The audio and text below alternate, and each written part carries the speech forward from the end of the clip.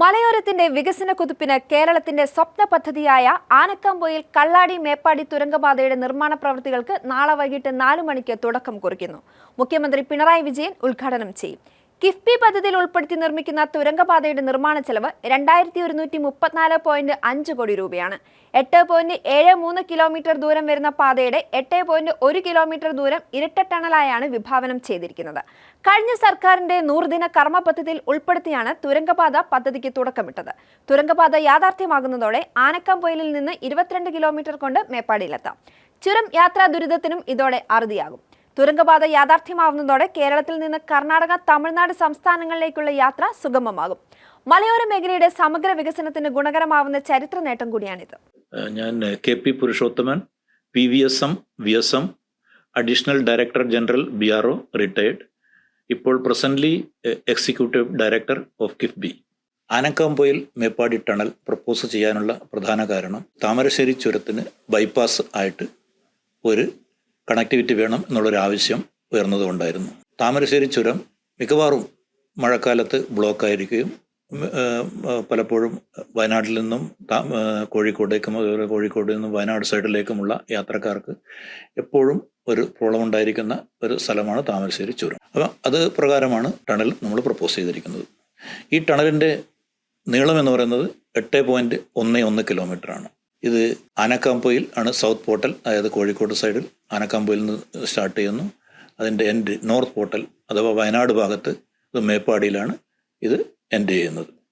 ഈ ഒരു tunnel one സൈഡിൽ മാത്രം ഗ്രേഡിയൻ്റ് ആയിട്ട് കോഴിക്കോട് നിന്ന് വയനാട് സൈഡിൽ ഒരു സൈഡിൽ ഗ്രേഡിയൻ്റ് ആയിട്ടാണ് ഇത് വിഭാവനം ചെയ്തിരിക്കുന്നത്. ഇതിൻ്റെ ഗ്രേഡിയൻ്റ് എന്ന് പറയുന്നത് ഏകദേശം 2.5% ഇതിൻ്റെ ഗ്രേഡിയൻ്റ് വരുന്നത്. ഈ ടണലിൻ്റെ ക്രോസ് സെക്ഷൻ എന്ന് പറയുമ്പോൾ 10 മീറ്ററാണ് ഇതിൻ്റെ ബോട്ടം വിഡ്ത്തായിട്ട് വരുന്നത്. 10 മീറ്ററിൽ 7 മീറ്റർ റോഡിൻ്റെ വീതിയും 2 സൈഡിലും 0.5 മീറ്റർ ഷൈനസ്, പിന്നെ 1 മീറ്റർ ഫുട്പാത്ത്. അതാണ് ഇതിൻ്റെ വിഡ്ത്ത് എന്ന് പറയുന്നത്. പിന്നെ ഈ ടണൽ കൺസ്ട്രക്ട് ചെയ്യുന്നത് മെത്തേഡോളജി ന്യൂ ഓസ്ട്രിയൻ ടണലിംഗ് മെത്തേഡോളജി എന്ന് പറയും. ന്യൂ ഓസ്ട്രിയൻ ടണലിംഗ് മെത്തേഡോളജി എന്ന് പറഞ്ഞാൽ ലേറ്റസ്റ്റ് ഒരു ടെക്നോളജിയാണ്. ഇത് ഡ്രില്ല് ആൻഡ് ബ്ലാസ്റ്റിംഗ് ആയിട്ടുള്ള ഒരു മെത്തേഡോളജിയാണ്. അതായത് ഡ്രില്ല് ചെയ്യുന്നു, നമ്മളതിൻ്റെ റോ കണ്ടീഷന് അനുസരിച്ച് ഡ്രില്ല് ചെയ്യുന്നു. നല്ല റോ കണ്ടീഷനാണെങ്കിൽ നമുക്ക് കൂടുതൽ നീളത്തിൽ ഡ്രില്ല് ചെയ്യാൻ പറ്റും. നല്ലൊരു കണ്ടീഷനാണെങ്കിൽ ഇവിടുത്തെ കണ്ടീഷൻ പ്രകാരം ഏകദേശം ചിലപ്പോൾ നമുക്ക് 2.5 metre 3 metre at a time rock drill ചെയ്ത് ബ്ലാസ്റ്റ് ചെയ്ത്, പിന്നെ ബ്ലാസ്റ്റ് ചെയ്തതിന് ശേഷം നമ്മുടെ ജിയോ ടെക്നിക്കൽ എഞ്ചിനീയേഴ്സ് അതിനെ ഡിറ്റർമിൻ ചെയ്യുന്നു ഏത് ടൈപ്പ് ഓഫ് റോക്കാണ്, അത് പ്രകാരമുള്ള സപ്പോർട്ടിംഗ് സിസ്റ്റം കൊടുത്ത് അങ്ങനെയാണ് നമ്മൾ മുന്നേറുന്നത്. ഈ ടണൽ ഒരു ഡ്യുവൽ ടണലാണ്. ടിൻ ടണലാണ്. ടിൻ ടണൽ എന്ന് പറഞ്ഞാൽ സമാന്തരമായിട്ട് ഈ 10 മീറ്ററുള്ള 2 ടണൽ ആണ് നമ്മൾ കൺസ്ട്രക്ട് ചെയ്യുന്നത്. ഇപ്പോൾ നമ്മൾ വർക്ക് ചെയ്യുമ്പോൾ നമുക്ക് 4 സൈഡിൽ നിന്ന് ഇവിടെ വർക്ക് ചെയ്യാൻ പറ്റും. അതായത് ഒരു ടണലിൻ്റെ വയനാട് സൈഡിൽ നിന്ന് 2 ടണലുണ്ട്, 2 വയനാട് സൈഡിൽ നിന്നും അതുപോലെ തന്നെ കോഴിക്കോട് സൈഡിൽ നിന്നും 2 സൈഡിലും നമ്മൾ വർക്ക് ചെയ്തുകൊണ്ട് മുന്നോട്ട് ഡ്രിൽ ആൻഡ് ബ്ലാസ്റ്റിംഗ് ചെയ്തുകൊണ്ടാണ് മുന്നോട്ട് പോകാൻ പറ്റുന്നത്. ഈ 2 ടണലുകളും നമ്മൾ ബന്ധിപ്പിക്കുന്നത് ഒരു 300 മീറ്റർ, അതായത് എല്ലാ 300 മീറ്ററിന് ശേഷം ഈ ടണൽ തമ്മിൽ നമ്മളൊരു ക്രോസ് പാസേജ് ഉണ്ടാവും, അതുമായിട്ട് ബന്ധിപ്പിക്കുന്നതായിരിക്കും. അങ്ങനെ ഈ ടണൽ ന്യൂ ഓസ്ട്രിയൻ ടണലിംഗ് മെത്തേഡോളജി എന്നോട് പറയാനുള്ളത് വളരെ സേഫായിട്ടുള്ള മെത്തേഡോളജിയാണ്. ഇത് പിന്നെ ഡ്രില്ലിംഗ് ബ്ലാസ്റ്റിംഗ് ചെയ്തതിന് ശേഷമുള്ള സപ്പോർട്ടിംഗ് സിസ്റ്റം, അതായത് റോക്ക് ബോൾട്ട്, ഷോർട്ട് ക്രീറ്റ്, അതുപോലെ തന്നെ ചിലപ്പോൾ സ്റ്റീൽ സപ്പോർട്ട്, ഇതെല്ലാം കൊടുത്തുകൊണ്ടാണ് ഇതിനെ സപ്പോർട്ട് ചെയ്തുകൊണ്ടാണ് നമ്മൾ മുന്നോട്ട് പോകുന്നത്.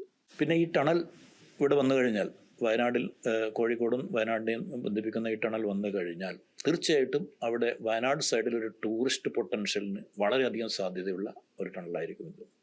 ഈ ടണൽ പ്രത്യേകിച്ച് ഈ ടണൽ മാത്രം തന്നെ ഒരു ടൂറിസ്റ്റ് പൊട്ടൻഷ്യൽ ആയിട്ടുള്ള ഒരു ഇതാണെന്ന് പറയാം.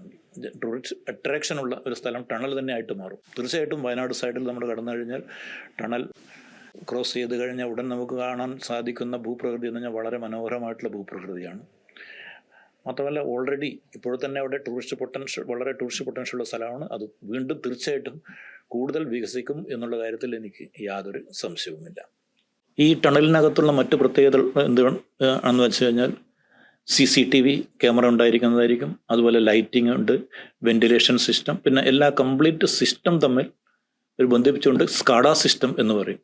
അതായത് എല്ലാ supervisory control and data acquisition SCADA system കൊണ്ട് ബന്ധിപ്പിക്കുന്നതായിരിക്കും. പിന്നെ അതിന് പുറമെ ഉള്ള മറ്റ് ഫെസിലിറ്റീസ് എന്താണെന്ന് വെച്ച് കഴിഞ്ഞാൽ ടെലിഫോൺ സിസ്റ്റം ഉണ്ടായിരിക്കുന്നതായിരിക്കും. പിന്നെ ക്യാമറാസ് ഉണ്ടായിരിക്കുന്നതായിരിക്കും, പിന്നെ അനൗൺസ്മെൻറ്റ് സിസ്റ്റം ഉണ്ടായിരിക്കുന്നതായിരിക്കും. ഇൻ കേസ് എന്തെങ്കിലും ഒരു അനൗൺസ്മെൻറ്റ് ചെയ്യണം എന്നുണ്ടെങ്കിൽ, സപ്പോസ് ഒരാൾ